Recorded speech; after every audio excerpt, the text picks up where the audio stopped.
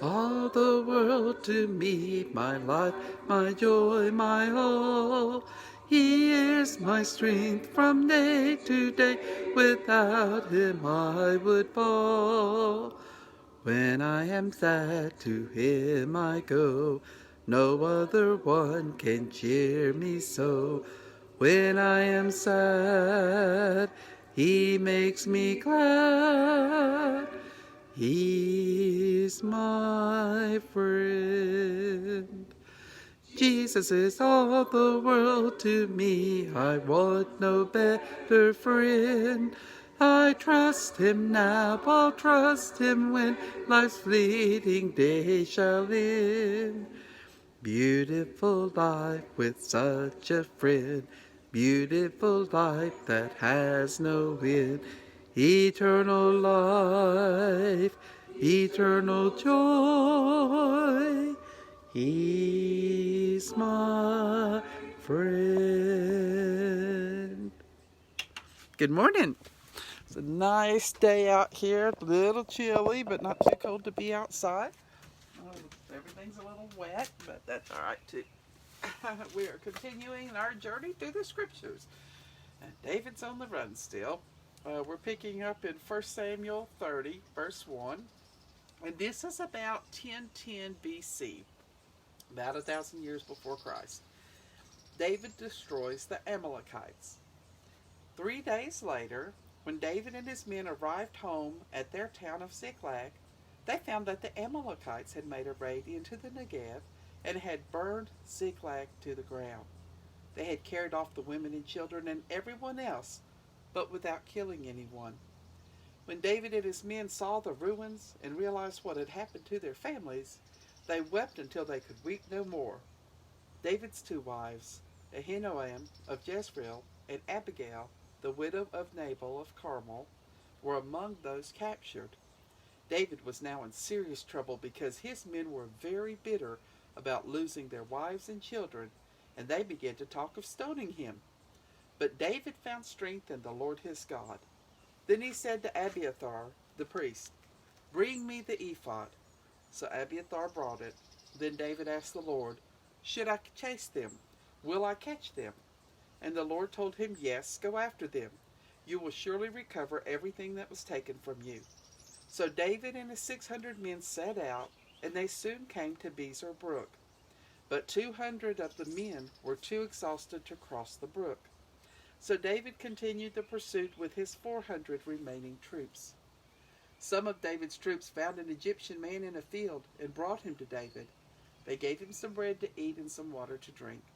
They also gave him part of a feed cake and 2 clusters of raisins, because he hadn't had anything to eat or drink for 3 days and nights. It wasn't long before his strength returned. "To whom do you belong and where do you come from?" David asked him. "I am an Egyptian, the slave of an Amalekite," he replied. "My master left me behind 3 days ago because I was sick. We were on our way back from raiding the Kerethites in the Negev, the territory of Judah, and the land of Caleb, and we had just burned Ziklag." "Will you lead me to them?" David asked. The young man replied, "If you swear by God's name that you will not kill me or give me back to my master, then I will guide you to them." So the Egyptian led them to the Amalekite encampment. When David and his men arrived, the Amalekites were spread out across the fields, eating and drinking and dancing with joy because of the vast amount of plunder they had taken from the Philistines and the land of Judah. David and his men rushed in among them and slaughtered them throughout that night and the entire next day until evening. None of the Amalekites escaped except 400 young men who fled on camels. David got back everything the Amalekites had taken, and he rescued his 2 wives. Nothing was missing, small or great, son or daughter, nor anything else that had been taken. David brought everything back. His troops rounded up all the flocks and herds and drove them on ahead. "These all belong to David as his reward," they said. When they reached Bezer Brook and met the 200 men who had been too tired to go with them, David greeted them joyfully. But some troublemakers among David's men said, "They didn't go with us, so they can't have any of the plunder. Give them their wives and children and tell them to be gone." But David said, "No, my brothers, don't be selfish with what the Lord has given us. He has kept us safe and helped us defeat the enemy. Do you think anyone will listen to you when you talk like this? We share and share alike, those who go to battle and those who guard the equipment." From then on, David made this a law for all of Israel, and it is still followed. When he arrived at Ziklag, David sent part of the plunder to the leaders of Judah, who were his friends. "Here's a present for you, taken from the Lord's enemies," he said. These gifts were sent to the leaders of the following towns where David and his men had been: Bethel, Ramoth Negev, Jatir, Aroer, Sifmoth, Eshtemoa, Rekal, the towns of the Jerahmeelites, and the towns of the Kenites, Hormah, Borasham, Athek, Hebron, and all the other places they had visited. 1 Chronicles 12, beginning in verse 20. Here's a list of the men from Manasseh who defected to David as he was returning to Ziklag: Adnah, Jozabad, Jediael, Michael, Jozabad, Elihu, and Zelathiah. Each commanded 1,000 troops from the tribe of Manasseh. They helped David chase down bands of raiders, for they were all brave and able warriors who became commanders in his army. Day after day more men joined David until he had a great army, like the army of God. The death of Saul, beginning in 1 Samuel 31, verse 1. Now the Philistines attacked Israel, forcing the Israelites to flee. Many were slaughtered on the slopes of Mount Gilboa. The Philistines closed in on Saul and his sons, and they killed 3 of his sons, Jonathan, Abinadab, and Malchishua. The fighting grew very fierce around Saul, and the Philistine archers caught up with him and wounded him severely. Saul groaned to his armor-bearer, "Take your sword and kill me before these pagan Philistines run me through and humiliate me." But his armor-bearer was afraid and would not do it. So Saul took his own sword and fell on it. When his armor-bearer realized that Saul was dead, he fell on his own sword and died beside the king. So Saul, 3 of his sons, his armor-bearer, and his troops all died together that same day. When the Israelites on the other side of the Jezreel Valley and beyond the Jordan saw that their army had been routed and that Saul and his sons were dead, they abandoned their towns and fled. So the Philistines moved in and occupied their towns. The next day, when the Philistines went out to strip the dead, they found the bodies of Saul and his 3 sons on Mount Gilboa. So they cut off Saul's head and stripped off his armor. Then they proclaimed the news of Saul's death in their pagan temple and to the people throughout the land of Philistia. They placed his armor in the temple of the Ashtaroths, and they fastened his body to the wall of the city of Bethshan.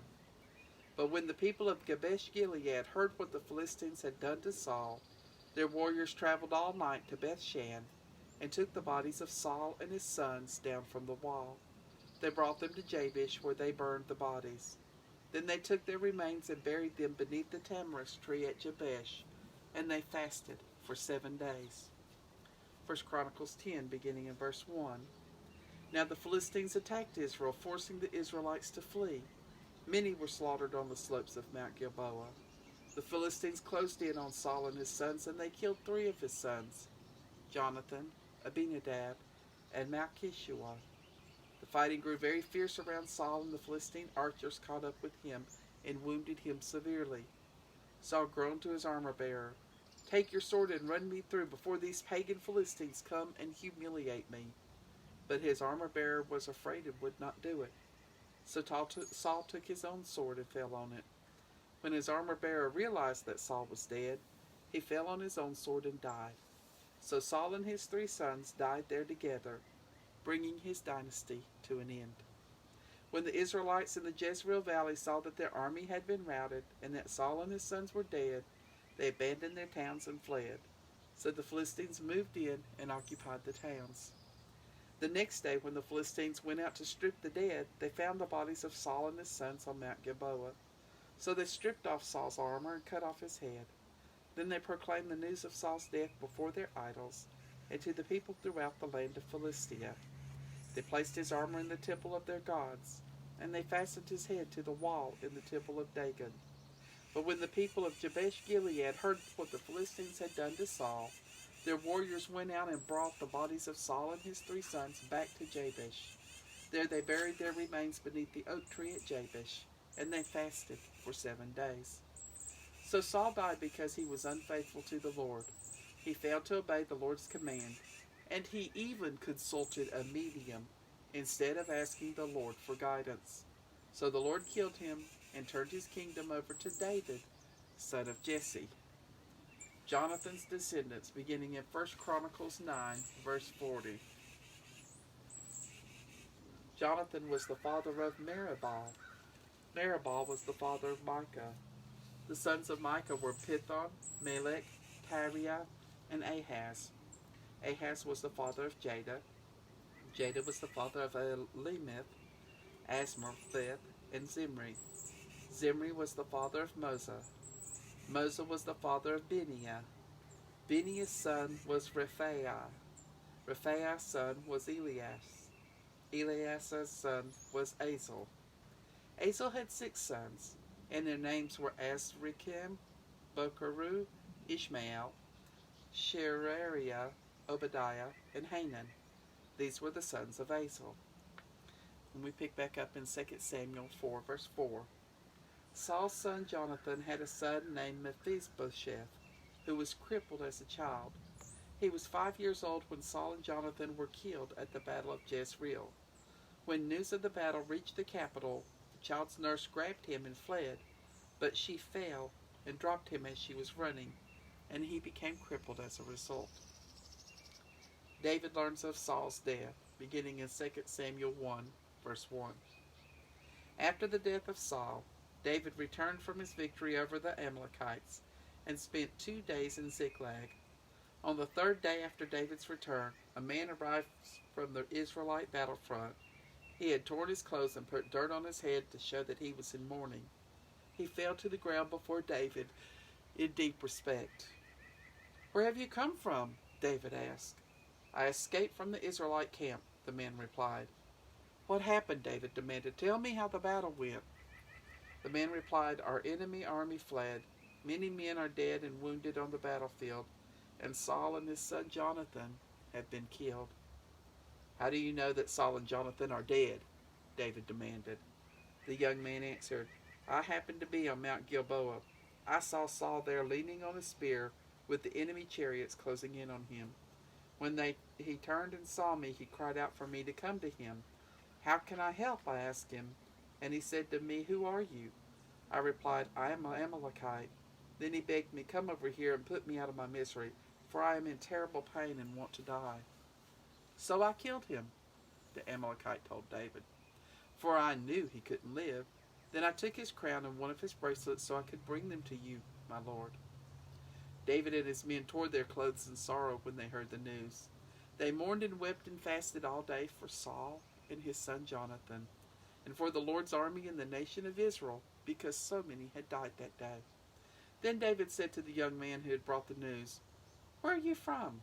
And he replied, "I am a foreigner, an Amalekite, who lives in your land." "Were you not afraid to kill the Lord's anointed one?" David asked. Then David said to one of his men, "Kill him." So the man thrust his sword into the Amalekite and killed him. "You die self-condemned," David said, "for you yourself confessed that you killed the Lord's anointed one." David's song for Saul and Jonathan, beginning in 2 Samuel 1:17. Then David composed a funeral song for Saul and Jonathan. Later he commanded that it be taught to all the people of Judah. It is known as the Song of the Bow, and it is recorded in the book of Jashar. "Your pride and joy, O Israel, lies dead on the hills. How the mighty heroes have fallen. Don't announce the news in Gath, or the Philistines will rejoice. Don't proclaim it in the streets of Ashkelon, or the pagans will laugh in triumph. O mountains of Gilboa, let there be no dew or rain upon you or your slopes. For there the shield of the mighty was defiled, the shield of Saul, who will no longer be anointed with oil. Both Saul and Jonathan killed their strongest foes. They did not return from battle empty-handed. How beloved and gracious were Saul and Jonathan. They were together in life and in death. They were swifter than eagles. They were stronger than lions. O women of Israel, weep for Saul, for he dressed you in fine clothing and gold ornaments. How the mighty heroes have fallen in battle. Jonathan lies dead upon the hills. How I weep for you, my brother Jonathan. Oh, how much I loved you. And your love for me was deep, deeper than the love of women. How the mighty heroes have fallen. Stripped of their weapons, they lie dead. The word of God for the people of God. Thanks be to God. Our second hymn this morning. Oh, okay. Oh, how he loves you and me. Figure out which one it was.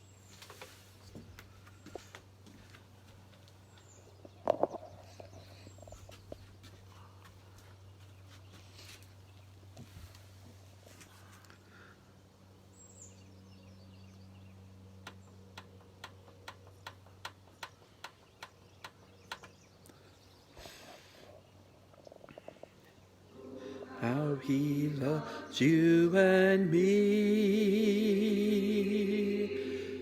Oh, how he loves you and me. He gave his life, what more could he give? Oh, how he loves you.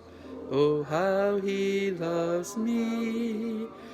Oh, how he loves you and me. Jesus to Calvary did go, his love for mankind to show. What he did there brought hope from despair. Oh, how he loves you. Oh, how he loves me. Oh, how he loves you and me. Let's see. Good morning, Pam. Good morning, Jim and Peggy. Good morning, Patty. Good morning, Shirley. Hope everybody enjoys this lovely day. Looks like the rain's done and the sun's trying to break out. And I'll see y'all back tomorrow morning at 8.